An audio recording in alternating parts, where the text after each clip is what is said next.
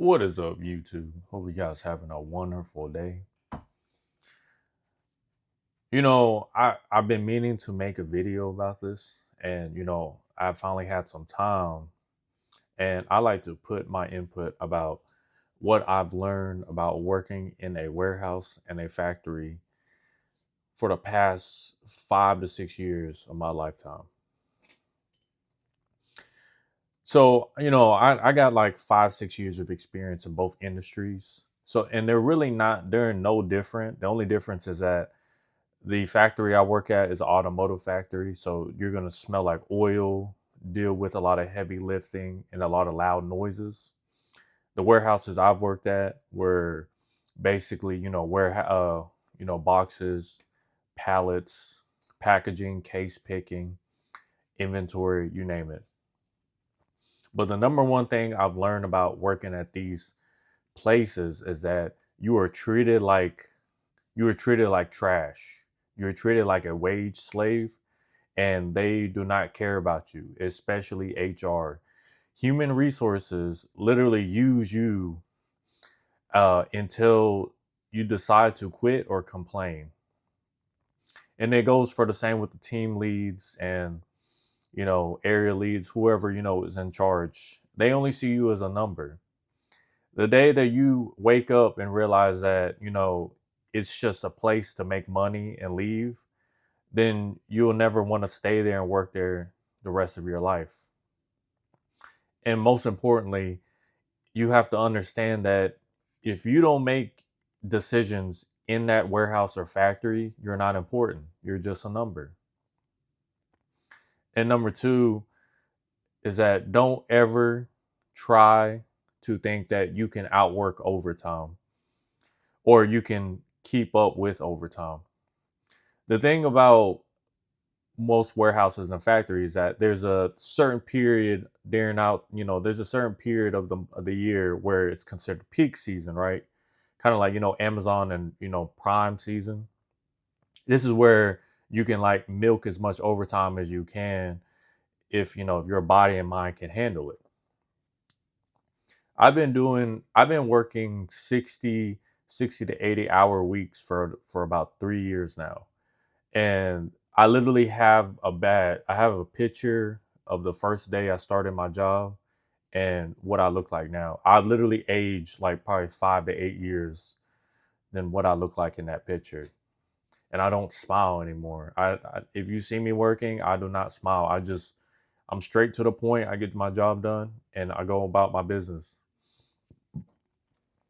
Number three, record everything, document everything. These people, yes, these individuals, they don't like it when you know how to play the game. You need to understand that snitches are more respected and feared than hard workers. The way how they see hard workers is just an idiot who, no, I'm sorry, not an idiot, just a mule who wants to carry the load 24/7 and feels great carrying that load. You need to stop being a mule and start being a worker. A worker is somebody who watches their back and knows that this game is not meant to be played long term. Unless you want to be a villain the rest of your life, there's no reason for you to be working at a factory or warehouse just to deal with monotony and I would say, and what's the word I'm looking for? Trash. To deal with trash 24/7.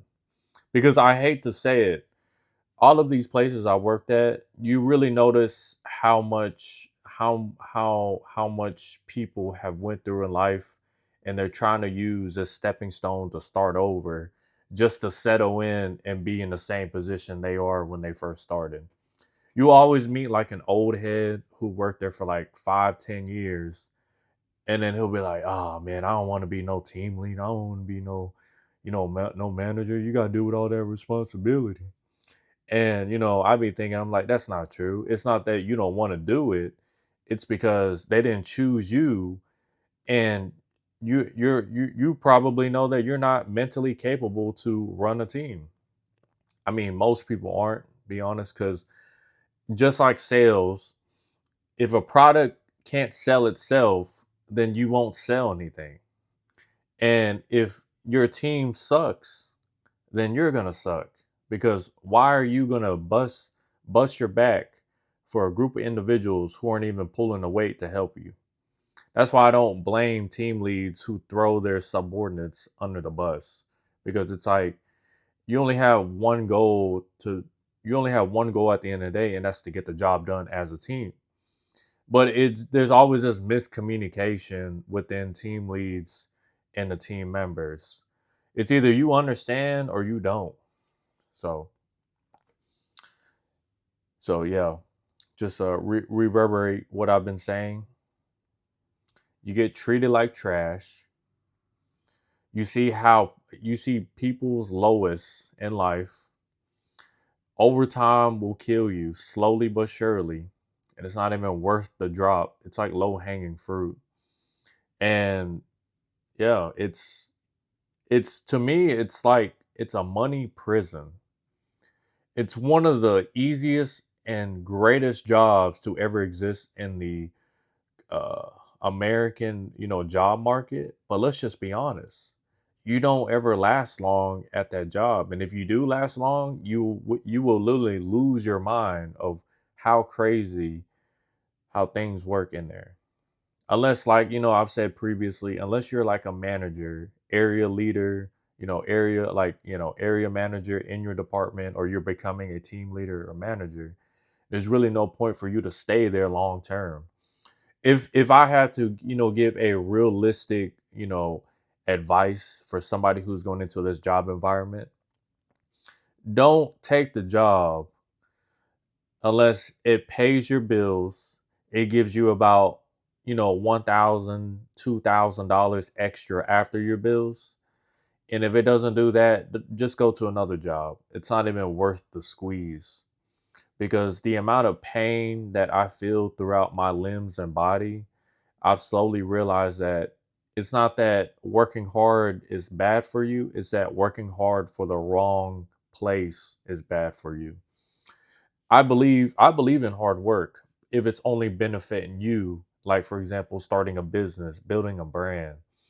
But working hard for a company that's gonna replace you the next day and gonna keep working while you're injured doesn't make sense to be working hard.